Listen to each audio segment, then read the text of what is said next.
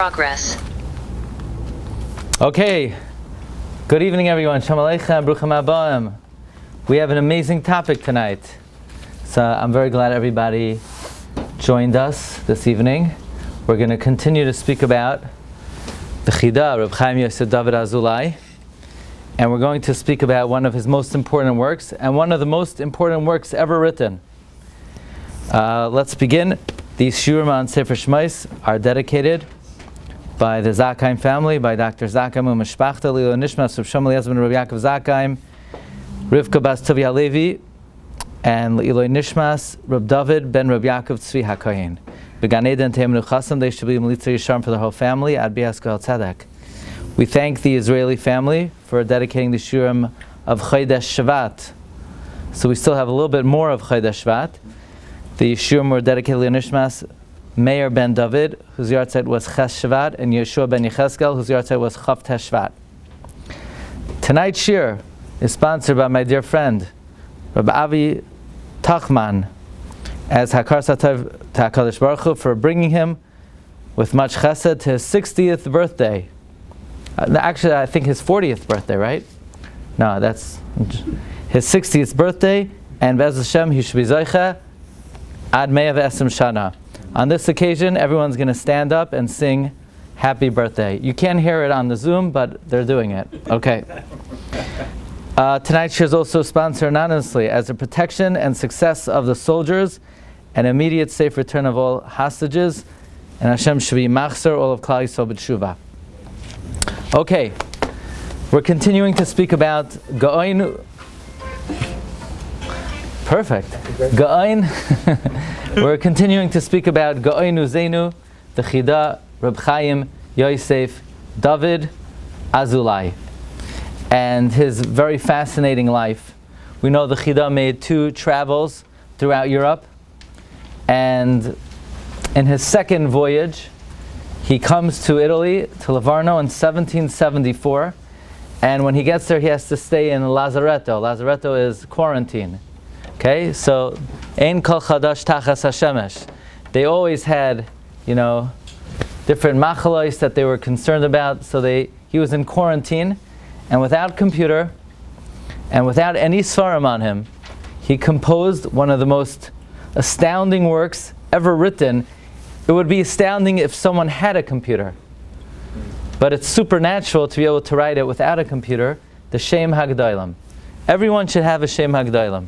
Tomorrow, you should go immediately to your local Svarim store and purchase the Sheim HaGedolim. Every Jewish home has to have a Sheim HaGedolim. It is an encyclopedia of all the Gedolei Yisrael that lived before the time of the Chida, and it has 2 parts: the names of all the Chachamim and the names of all their Svarim. Where does he start from? He starts from Tanoim even. But he doesn't have all the Tanoim. Unless there's a specific reason, where does he start from?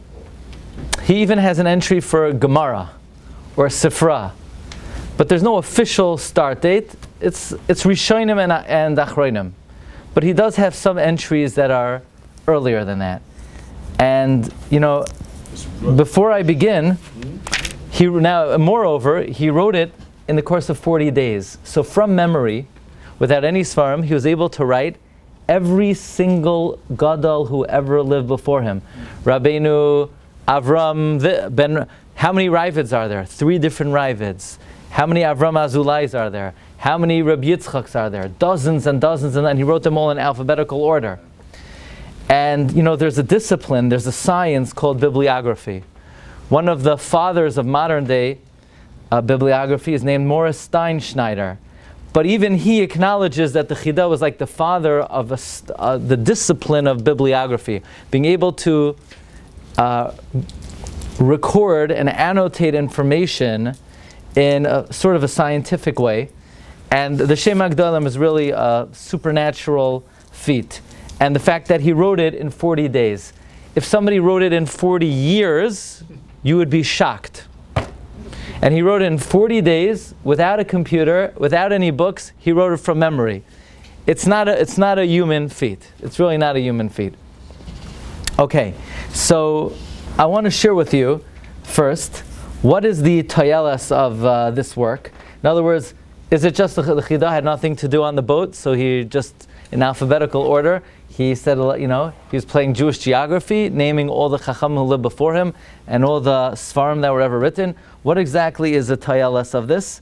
One of the ideas we mentioned last week, and we'll begin with that, in the Malbim's Haskama to the Sheim HaGedolim that was published in the edition of Sheim, where the Malbim gives the following analogy. The Malbim tells a story of a guy who is journeying, and he's famished, and he's hungry, and he's thirsty, and he's tired, and he's walking through an uninhabited area, and finally he encounters an orchard, and the orchard has lush fruit, and shade, and water, and it's comfortable, and he relaxes there, and he recuperates there, and after he's finished relaxing, he asks around, who set up this orchard for me in the middle of nowhere?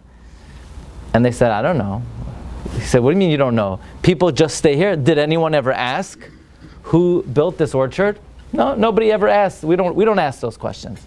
So it would be very disheartening. It would be very disappointing if you can't get information, who built the orchard? Who's the benefactor? Says the Chida, the great Chachmei Yisrael dedicated their lives to contribute toward Sfarim of Klal Yisrael, to contribute to expanding the Torah. And the most basic question we need to ask is, who are they? When did they live? Why did they write them?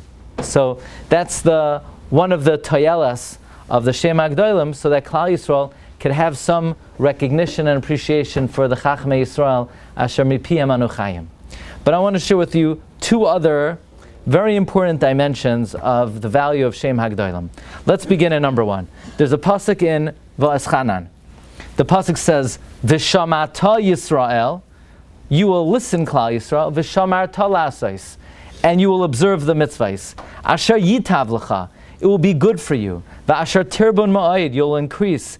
"Kasher diber Hashem Elokei aveisecha lach," like Hashem, the God of your forefathers, spoke regarding you, Eretz zavas chal v'dvash, a land flowing with milk and honey.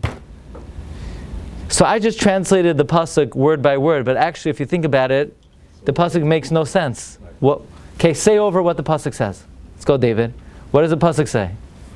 Listen, Israel, the shamarta, and you'll watch over or you'll adhere to la'asos, to do, asher yitavla, to do whatever is good for yourself, asher tirbun ma'od, that will be many for you, or a lot for you. Like your guard of your forefathers said. So I just have one question. What did you just say? Right? What do you want from me? What are you telling me? What's this all about? Is there a clear message in this book? What's this pasuk saying, right? So the Chassam Sofer has a wondrous explanation of this pasuk. He says, if you look in Sefer Devarim, almost every pasuk has the following words: Eretz Yisrael, Eretz Yisrael, Eretz Yisrael. Why does Rebbeinu Shalom keep on saying the words Eretz Yisrael, talking about the Holy Land? Why? Says the Chassam Sofer, Eretz Yisrael has a power and a skula nifla, that by saying the name of the land, it produces kedusha in those who hear it. Hearing the word Eretz Yisrael elevates you. That's why the nations of the world, Hashem doesn't even want them to have that benefit, so they call Palestine. Why? No. You're drinking your own poison. You won't have the right to be elevated by hearing the words Eretz Yisrael. No, don't call it that. You make up a name. You make up that the land that God gave to the Jewish people that we've been living on for 3,300 years.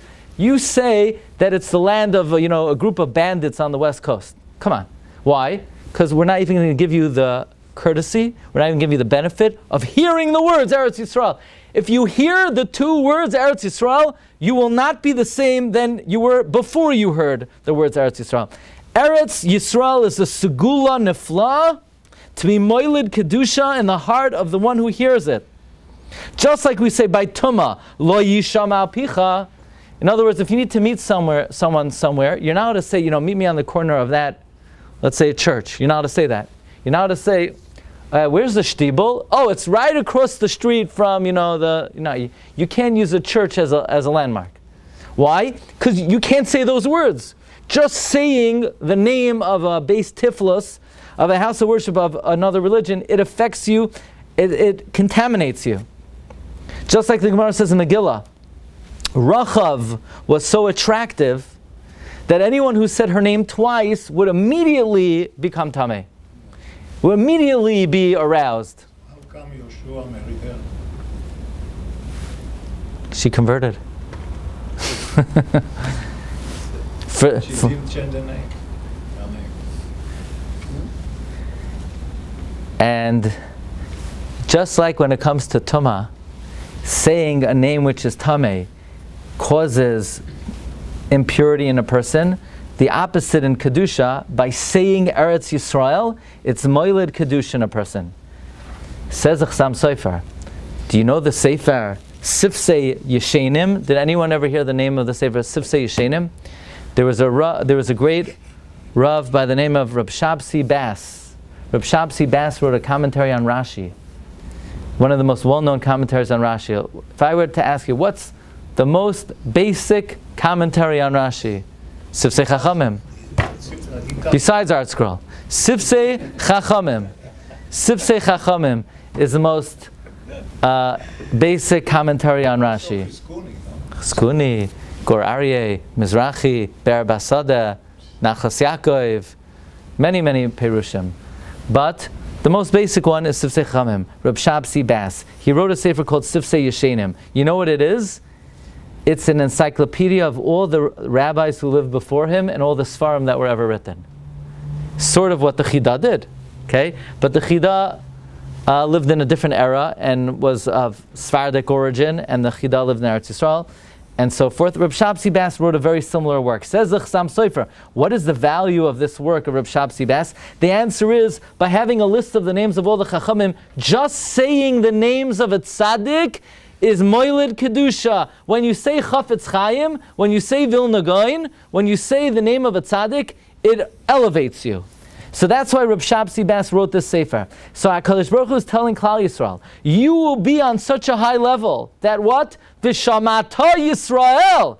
That when we hear the word Yisrael, v'shamarta l'asos, it will elevate you, that because of that you will observe the Torah. And you say, really? Just saying the word Yisrael will elevate you, that because of that you'll keep the Torah? Yes, just like Hashem always says Eretz Zavas Chalav Udvash, and Hashem is always saying Eretz Yisrael, which is also elevating to a person. So too, Klal Yisrael will be on a very high level, that just saying Israel, Klal Yisrael, Jewish people, it will elevate us. So Eretz Zavas Chalav Udvash that's an analogy like this. Hashem saying you will be elevated to such a level that Vishamata Yisrael, when you hear the words Yisrael, Vishamarta l'asos, you will observe the Torah just like Hashem is always saying Eretz Yisrael to be Moiled Kedusha in you. Now, so that's the second benefit of Sheim HaGedolim. I want to share with you another benefit. Again, that's what the Chida did. He listed the names of all the tzaddikim and all the Sfarim ever written. I want to share with you a third benefit, and then we're going to come to the main content of the shir. In Masechta Brachos, Chaf Hei Amud Beis, this is the last Maramakam on the sheet. Rashi says as follows: Lo yadati, I don't know. Comes Rabbi Akiva Eiger, and he makes a list of all the times in Kol HaTorah Kula, Rashi says, I don't know. So they asked Reb Chaim Kanievsky, why exactly is Rabbi Akiva Eiger making a list of all the times Rashi says, I don't know? Well, he's trying to show how much Rashi doesn't know? Well, like, why is he collecting? You want to see my collection? I have a collection of all the things Rashi doesn't know. And if he's trying to collect, why did he leave out so many? He didn't even get all of them. Reb Chaim Kanievsky later came and he filled in all the missing I don't knows that Rashi says that Rabbi Akiva Eiger didn't collect. So if Rabbi Akiva Eiger is trying to collect all the I don't knows, then why didn't he do a full job? Says Reb Chaim Kanievsky, Sheyesh yoifi, there's a beauty and a chavivos When you learn Torah, if you could be mitzayin and make a mark, oh, this is found here also. Who does that? Masaras Hashas. So you're learning a Gemara, and that Gemara appears in 3 other places. So the Masaras Hashas will be America on the side of the Gemara. This is found in Yevamis, in Nazir, and in Krisos. Why does he tell you where else it's found? It's a certain adornment to the Torah, to be able to note where similar things are found, to collect similar types of ideas. It's a way of beautifying the Torah. So therefore, Rabbi Kiva Eger, in his attempt to show grandeur and to show beauty for the Torah, when Rashi says, I don't know, Rabbi Kiva Eger made a list of all the I don't knows. We're not trying to show how much Rashi didn't know. It's a way of beautifying the Torah. So why didn't he say all of them? Because Rabbi Kiva Eger is just writing notes as he's learning. So these are the ones that popped into his head that second.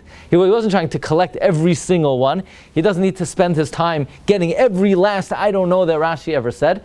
It's just a way of beautifying the Torah. Like the Gemara says in Shabbos, Kuf Mem He Amud Beis, Haboim Yashresh Yaakov Yotzitz Ufarach Yisrael, Elu Talmidei Chachamim Sha'oisin Tzitzin Ufrachim LaTorah.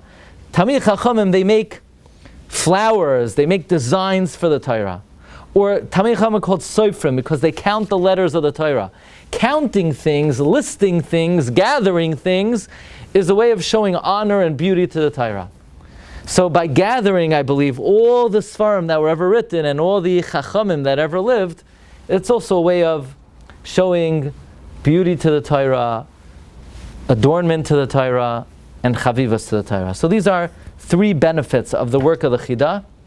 So without any further ado, I want to share with you 10 epic, historical tidbits, bombshells of information that is found in the Sheim HaGedolim that many people don't know. Maybe over the years we've said a number of them over.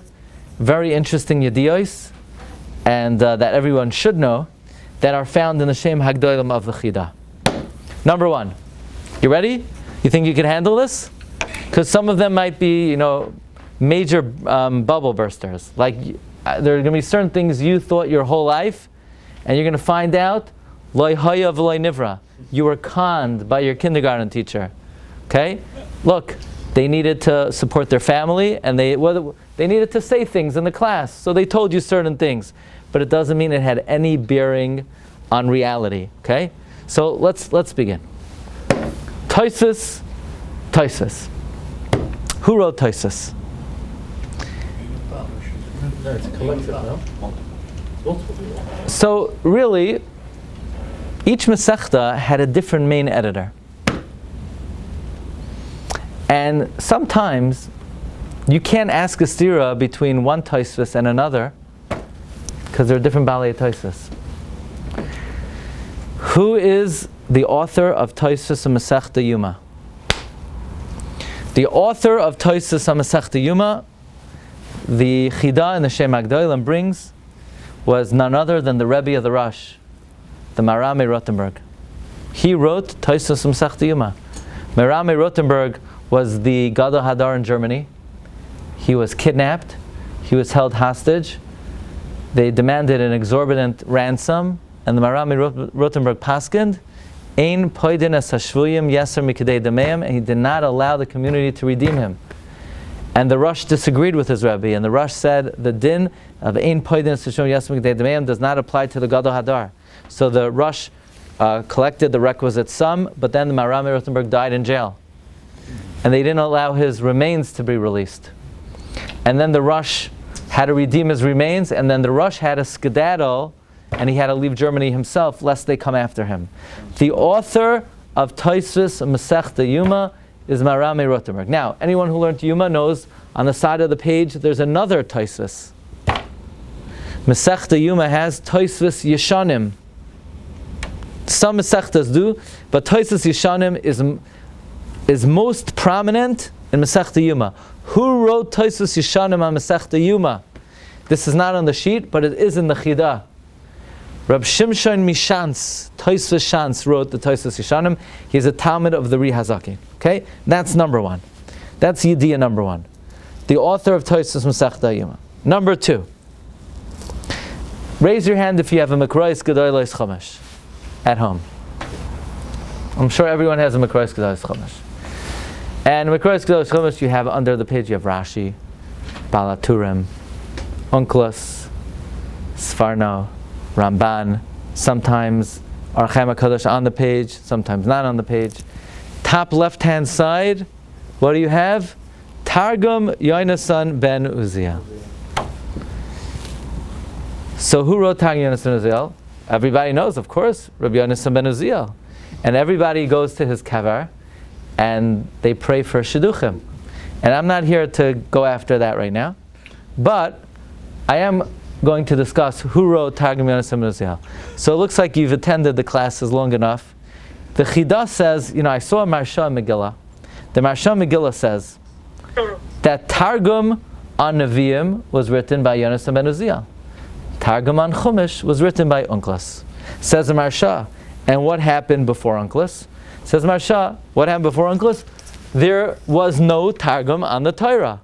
Either because it was simple. Who doesn't know how to translate Psukim on Chumash? Or, for whatever reason, nobody wrote Targum on the Torah. Until Yonasan came, until Onkelos came and he translated the Torah, and Yonasan translated the Nevi'im. And says the Chida, when I was a child, Lo yadana mai kamar, I didn't know what the Marsha is talking about. The Hare Yonasan Perish HaTorah. Yonasan wrote a commentary on the Torah. Every Mikrois Gedolos Chumash has Targum Yonasan ben Uziel. I never understood what the Marsha is talking about. And many Rishonim quote Targum Yonasan ala Torah. And then I came back to the Marsha, and I realized clearly the Marsha holds Yonasan never wrote Targum ala Torah. And many years later, I found from Mahari Chagiz in the Karban Mincha that our Targum Yonasan was written by someone, but his name was not Yonasan ben Uziel. It has nothing to do with Yonasan ben Uziel. What is it? Targum Yushalmi. So, but we have Targum Yushalmi. Exactly. So to distinguish between Targum Yushalmi A, they call Targum Yushalmi B Targum Yonasan because the printer said, oh, Yonasan wrote on Nevi'im. So some very brilliant printer came up with a scam to call Targum Yonasan ben Uziel Targum Yonasan ben Uziel. It has absolutely nothing to do with Yonasan ben Uziel. Yonasan ben Uziel was a Tana. And when he learned and birds flew overhead, they got burnt by fire. And he could revive the dead. The only thing is he happened not to have written Yonasan Targum Yonasan ben Uziel al Torah. But open up any Navi, and on the side of the page it says Targum. It doesn't say Targum Yonasan. That's Targum Yonasan. So this is a general principle called false advertising. If somebody doesn't say it's them, maybe it's them. But when they say it's them, it's unlikely it's them. Okay, it's a general rule. What? Yeah, we're stuck. Why don't we change it? I don't know. By the way, the Chida is not the only one who says it. He quotes many sources. Maritz Chias also says it was not written by Yonasan ben Uziel. And yeah, I do want to say, okay, that's the second Yediyah. And the Chida says that some support this notion that Yonasan ben Uziel did not write Targum Yonasan ben Uziel by saying that if you look at the language of Targum Yonasan ben Uziel al HaTorah, it's different than on Nevi'im. I'm not sure. But one thing we are sure about is that he didn't write it. Okay? That's Yediyah number 2. Yediyah number 3. Let's talk about Rashi. You ready? This is a good one. You should know this by now. Rashi on Shas. Do you ever notice you have Rashi sometimes, and then Tosfos says, Perish b'kuntris. And sometimes that's not what Rashi says. You ever see that? You have Rashi, and then Tosfos quotes Rashi, and Rashi doesn't say that. Or in Masechta Kedushin, sometimes you have Rashi, and then you have a Tosfos that's like 20 lines, 19 of it he's just quoting Rashi. Tosfos, I see Rashi on the left-hand side of the page. Thank you very much. Why are you copying over the whole big Rashi? This is a very important idea. Rashi rewrote his commentary on Shas many times. He wrote 3 editions. Our edition is the 3rd edition. Tosfos didn't always have the 3rd edition. Tosfos sometimes is working with an earlier edition. So sometimes Tosfos will quote a Rashi. It was an earlier edition of Rashi, but we have the final edition. And sometimes Tosfos will quote Rashi because he doesn't know if we have the full edition of Rashi. So when Tosfos quotes him, is it different from the Rashi that's on? It could be. It could be. It could be. Now, next, Rashi wrote a pirush on Torah, Nevi'im, and Ksuvim. Chida says he heard from a Rav Muflag, who had a tradition from his Rebbe, that Rashi fasted 613 fasts before he wrote his pirush on Chumash. Moreover, Rabbeinu Tam, his grandson, said, what my grandfather did on Shas, I could do something comparable. What he did on Chumash, I can't copy. Moreover, the Ramami Pano brings that he heard from Makubal, that this Makubal went to the kever of Rashi, which is good to know because right now we don't know exactly where he's buried. And he made all kinds of sigufim until Rashi would reveal to him the Kabbalistic meaning of his commentary, from which we learn that even though Rashi says words and it has a simple meaning, it also has a Kabbalistic meaning. Rashi's pirush is also written al pi Kabbalah. Next, Rashi on Nevi'im is Rashi. Rashi on Pirkei Avos, says the Yosef Yavitz, is not Rashi. Rashi on Divrei Hayamim is not Rashi. Rashi on Medrash Rabbah is not Rashi. Rashi on Nedarim is not Rashi. So Rashi on Nedarim is not Rashi.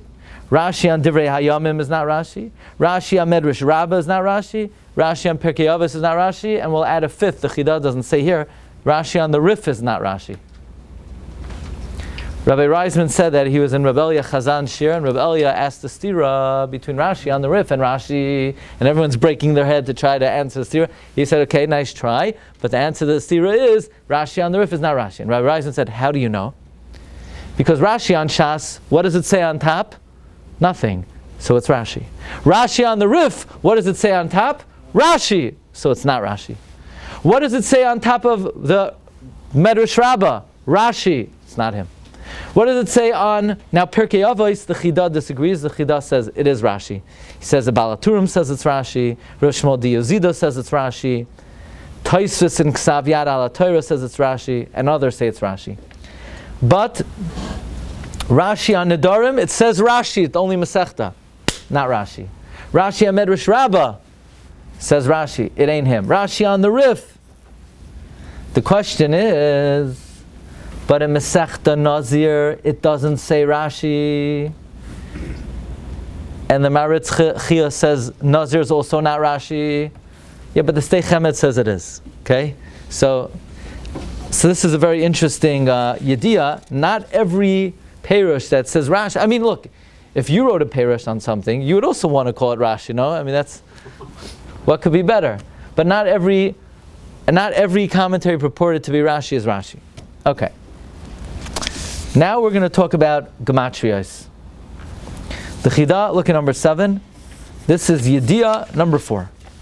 The Rishonim were very interested in gematrios. In Shas we find gematrios. By Nazir it says Yiyah, from which we learn Stam Nazirus, Shloshim Yoim. There are many gematrios in Medrash. The Roikeach, Rabbi Elazar of Garmaiza has many gematrios. The Balaturim has many gematrios. The Chida says a klal in gematrios. Look at number 7, second paragraph. Davar Pashad, Ein la'abed hazman v'letrayach b'gematrios. Do not waste time trying to figure out gematrios. Don't sit there with, if you have a calculator out with a whole spreadsheet, pal, move over it. Do you know Shas yet? Do not spend time on gematrios. If it hits you easily, then no problem. Next, Yediyah. Does anybody know how many parshios there are in the Chumash? 52. 54? 54. Yes. 53 parshiyos. Okay? We have a tradition, the Zohar writes many places. Gan parshiyos. Gan parshiyos. The question is, ask Maharam Zakuto. Say, who's Maharam Zakuto? Rav Moshe Zakuto. We're going to be visiting him in about 10 days. Rav Moshe Zakuto in Italy. We still have a few spots left. You should know, every time the Chida went to Italy, he always went to the kever of Rav Moshe Zakuto. He went more than once. So this is the question of Rav Moshe Zakuto. How could the Zohar keep on saying they're 53 parshiyos? They're 54 parshiyos. Answer number one, says Rav Moshe Zakuto. Nitzavim and Vayelech are usually together. Answer number two, Reb Shmuel Abuhav. We're only counting the parshas that we read on Shabbos. V'zois HaBracha we never read on Shabbos. We read on Simchas Torah, so it doesn't count. Or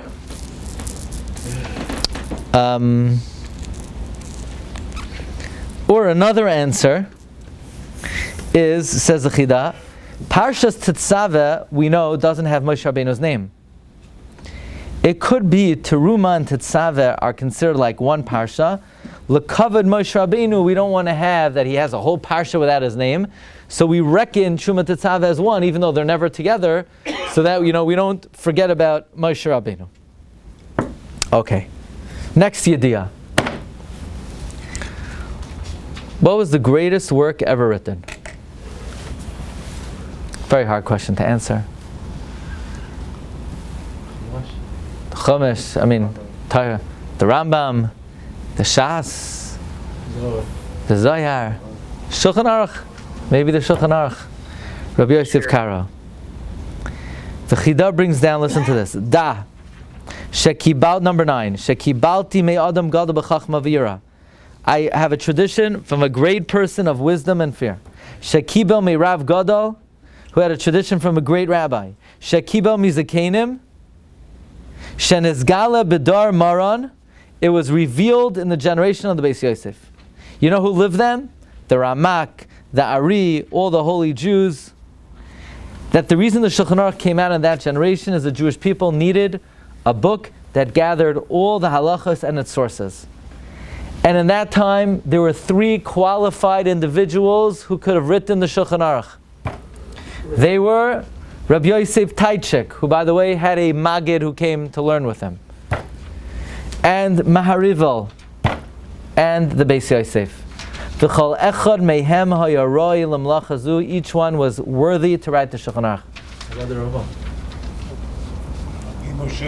He's not on the list. He didn't make the list. V'hiskimu min hashamayim v'tinas das al yidei Maran HaKadosh. The reason why Shamayim gave it to the Beis Yosef, mipnei an v'sanusai hayasera, because he was the most humble. He wasn't smarter, he wasn't a bigger masmid, he wasn't a bigger Yair Shamayim, he was more humble. How did his humility display itself? That he doesn't disparage those who he disagrees with.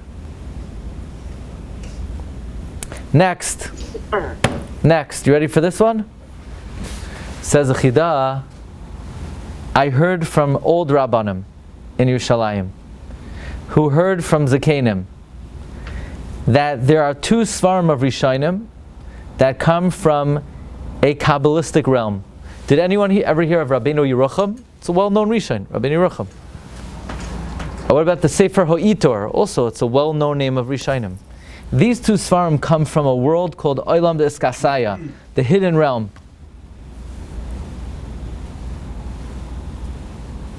The hidden realm. And anyone who writes a commentary on these 2 Svarim will either die young or their commentary will be lost. And the Chida then traces the history of different Gedolim who wrote commentaries on either the Itor or Rabbeinu Yerucham, and they either died young or their commentary was lost.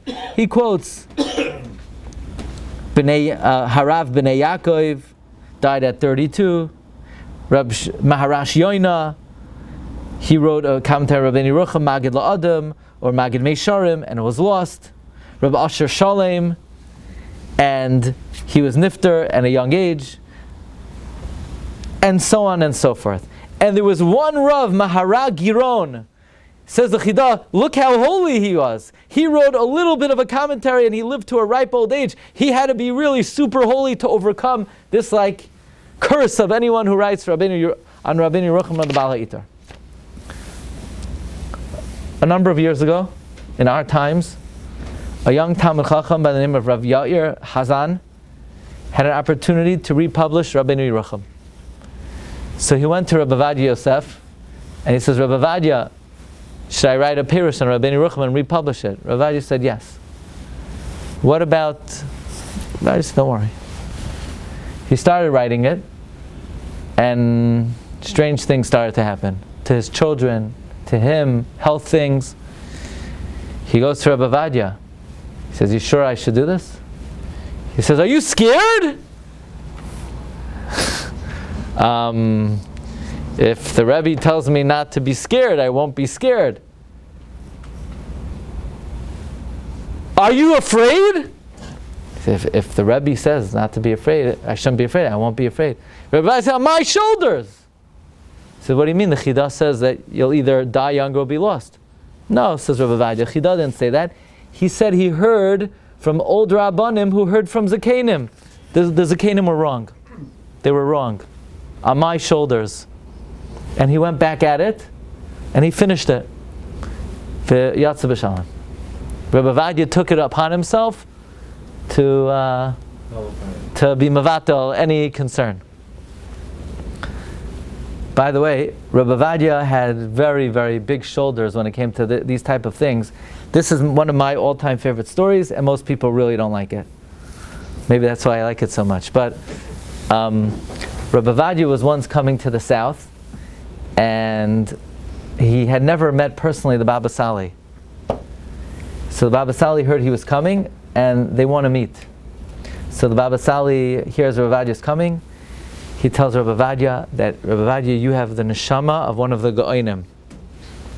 Then he said everyone has to leave the room, and everyone left the room except for Rabbi Yitzchak Yosef as a little boy.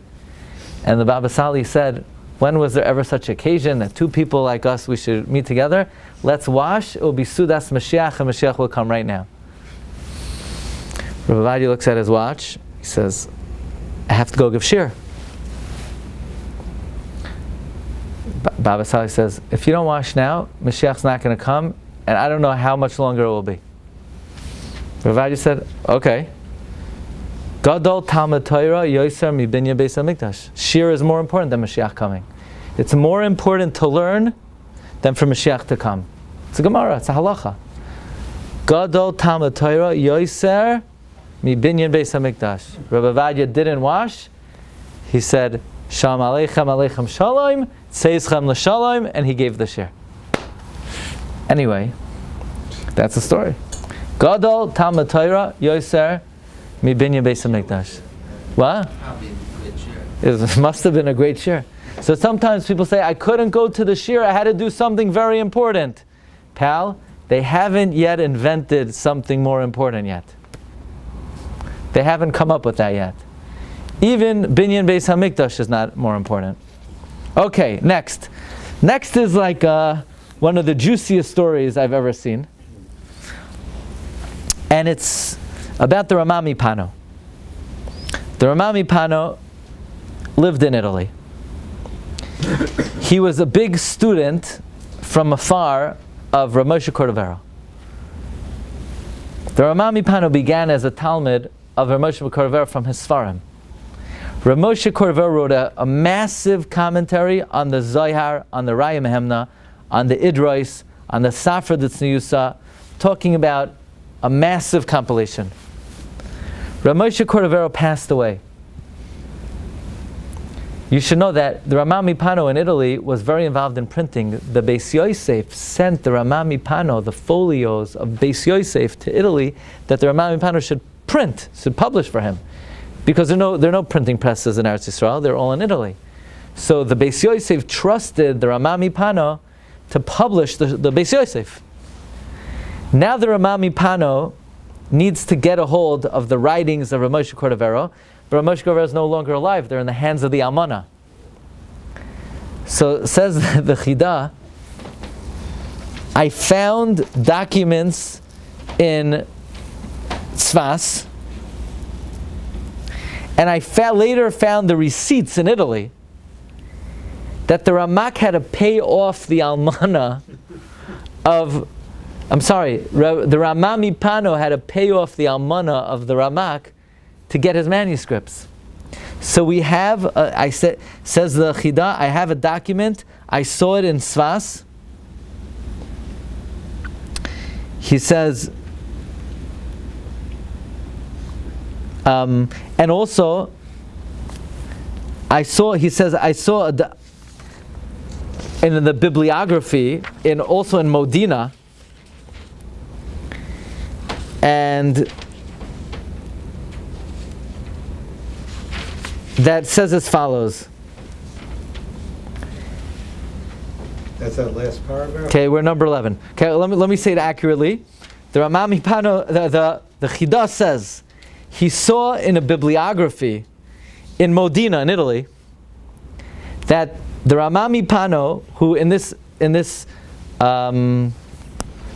record is called Immanuel Mipano, because Immanuel is the English name of Menachem, had to pay the Ramak's widow 1,000 golden coins to get a hold of this manuscript. But moreover, he also had to pay off the rabbis in Tzfas to convince her to release the document. So says the Chida, aside from what I saw in Italy, that he paid off the Ramak's widow 1,000 golden coins, when I was in Tzfas, I saw a record that Ramami Pano had to send 20 golden coins to the author of the Shulchan Aruch, Rabbi Yosef Karo, 20 golden coins to Reb Shloima, and another 20 to the Alshich, that they should all together go to the widow of the Ramak and convince her to release the document. So I don't know, I always find this very interesting that the Chida records the behind the scenes financial arrangement that was required to pay her off. She didn't want to release it. She's not going to, to send her husband's prized possession to a faraway country. It required convincing. So, About 200 years after that. no, the Ramami Pano? No, the Ramami Pano was, A student of Ramak. or the Chida. Chida. Yeah, in 79. Yeah, about, yeah. But the Ramami Pano, this is about 20 years after the passing of the Ramak. Okay, let's move on to another very interesting idea. And that is what the Chida writes about the Arizal. There's a big machlokes whether the Ari was Ashkenazi or Sephardi. And it actually makes a very big difference to halacha. Whether the Arizal was Ashkenazi or Sephardi. We know his name was Rabbi Yitzchak Luria, and the Chida brings he was from the family of the Marshal. On the other hand, he davened Nusach Sfard, or Nusach Ari. So, the question is, can someone who is an Ashkenazi daven Nusach Sfard? Is that permitted? So, those who are staunch Ashkenazim say it is prohibited for someone who is an Ashkenazi to daven Nusach Sfard. But Sfardim say that you could switch from Ashkenaz to Sfard, and the proof is that Arizal himself, who was Ashkenazi, and he became a Sephardi. So there's a big discussion about what was the Arizal. The Chida seems to say that even though he came from the family of the Marshal, and that's why his name was Luria, but his father died. So his father died, and his mother takes him to live in Egypt, and he goes to his uncle in Egypt, who is a tax collector, and his name was Mordechai Francis. Now, does that sound like an Ashkenazi to you, or a Sephardi to you? Sephardi. Because his mother. Most Francises that I know are Ashkenazi, but it's not really that relevant because it's his mother's family, not his father's family. And His mother was Sephardi, her name was Ashkenazi. well, the father's All Ashkenazi, the father. last name is Sephardi. So I'll leave it to you to I'll leave it to you to investigate the origin of the Arizal. We actually have a shir on it, but that's not what I'm here to share with you. The Chida then brings down a story with the Ari. The Ari was known that even though al pi Kabbalah you're not supposed to sleep too much during the day, because David HaMelech didn't sleep Shishin Nishman, the Arizal slept on Shabbos afternoon 3 hours. Now I know a lot of people that they don't do a lot of things like the Ari, but this is the one thing that they do, the Minhag Ari. They're makbid on this Minhag of the Arizal every single day. No. But especially on Shabbos. So one time somebody was walking by the Ari on Shabbos during his nap, and he saw that the Arizal's lips were moving, and the Arizal woke up, and he says, "I'm sorry, I just woke up l'chvaydcha. They're revealing to me great secrets. I just want to let you know it would take me many, many years to say over now what they just revealed to me." Says the Chida, don't wonder about that, because we know Chazal tell us that David HaMelech one night it was revealed to him what a student cannot learn in 100 years. So we see that in a person's sleep. That's why many people they go to sleep during shir. Because they say, well, what this guy is going to tell me, okay, it's 20 minutes, 30 minutes. But if I go to sleep, I could get 100 years worth right now. So many people have that chumrah. So not only are they machmir on the Ari to sleep 3 hours on Shabbos, but they make sure to sleep during shir as well. V'tavei aleichem bracha. Okay, but that's why, Rabbanim don't always have a chance to do chesed to people. But if somebody's tired, and you could put them to sleep, ein lecha chesed gedolim mizu. So, okay. One last thing. There's an amazing sefer. It's called Ezras Nashim. The Ezras Nashim was written by Maharam Chaviv. Maharam Chaviv. Did anybody ever hear of a Lamdish sefer Masechta Sukkah called Kapos Tamarim? Kapos Tamarim is one of the classic Sifrei Lamdas on Sukkah. It was written by Maharam ben Chaviv. He also wrote a sefer on Hilchos Iguna, Ezras Nashim. And he also wrote a Machberes, Shemos Hagitin. And in the back of Ezras Nashim are tshuvos that he wrote to his daughter's son, Rabbi Yaakov Kuli. Did anybody ever hear of Rabbi Yaakov Kuli? Yes. Rabbi Yaakov Kuli is the author of Me'am Loyes. Why did Rabbi Yaakov Kuli write the Me'am Loyes? Lezakos es harabim, to mezaka the rabbim. Anybody who ever, I grew up, I remember as a kid, they had a shelf in the shul of 50 Sfarim of all the Me'am Loyes in English translated by Aryeh Kaplan. Me'am Loyes is a massive work. So you would think, not knowing any better, who wrote the Me'am Loyes? It must have been someone who, I don't know what level of learning he was on, but he knew a lot of midrashim, he knew a lot of interesting stories. The Me'am Loyes was written by one of the all-time greatest lamdanim. What was his name? Rabbi Yaakov Kuli. Say, how do we know he was such a great lamdan? We know he was a great lamdan. He was the one who organized the sefer of his grandfather, Get Pashat. Not only that, he was a Talmud of Rabbi Yehuda Rosenes. And Rabbi Yehuda Rosenes is the author of the Mishnah al-Melech. Mishnah al-Melech is one of the most important perushim ever written on the Rambam.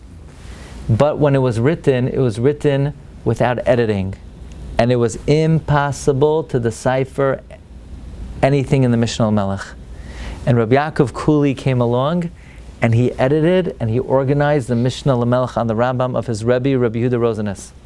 Then he took one of his Rebbe's Sfarim, one of the great Sifrei Lamdos al HaTorah, Parshas Drachim. Of course you heard of the Parshas Drachim. It's a Sefer of Lamdos al HaTorah. The Parshas Drachim was not able to be understood. And Rabbi Yaakov Kuli organized the Parshas Drachim. So these are two all-time great Sfarim of Lamdos. Mishnah Lamelech on the Rambam. Parshas Drachim are written by his Rebbe, Rabbi Yehuda Rosenis, but they were not understandable, and Rabbi Yaakov Kuli edited them, organized them. Says the Chida, Sider Sefer HaNoira, Mishnah Lamelech. He gathered all the Mishnah Melech was papers and tzetlach and zechroinais, and he put it together. And he was Masada Parshas Drachim, that was Beli Seder, it was all Mu'urav. And he made a beautiful order out of it. Not only that, he organized the Sram of his grandfather, the Get Pashud, Shemas Ba'aretz, Ezras Nashim. He was a Lamdin Hafla V'fela, says the Chida. He says, V'hikarti toikef pula sadik, Hafla V'fela. He was Soifer Mar, Ubaki B'shas U'poiskim, U'mefarshim. So why did he write, Midrashim for the multitude, for the Hamayram? Says the Chida, for one reason. Lezakoy says harabim. You're for women, no? For the multitude, to be mezakeh the rabbim. He gave up of his own learning to bring zechus to the tzibur. He could have been involved in much higher level learning, but he went down to be mezakeh the rabbim. Says the Chida something I don't think he says about any other of the hundreds of gedolim that he talks about. Ashrav va'ashrei chalkai. Fortunate is he, and fortunate is his share in Olam Haba. Because here, this book is about hundreds of gedolim that wrote such eminent works, such elevated works, such works of sophistication. But the tzaddik that gets the appellation Ashra va'ashrei chalkai is the one who wrote Midrashim Lezakos es harabim Ashrav va'ashrei chalkai. So these are 10 yediyos that I enjoy very much from the Sefer Sheim HaGedolim, and there's more where that came from, because if you look at the Sefer, it's literally thousands and thousands of these types of yediyos, and we could say about the Chida also Ashrav va'ashrei chalkai. Have a great night, everyone. Bracha v'atzlacha.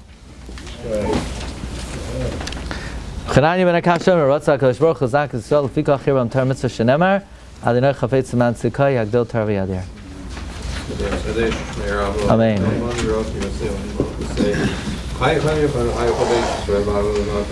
Amen. Yishmei Abba Mevarach, Le'olam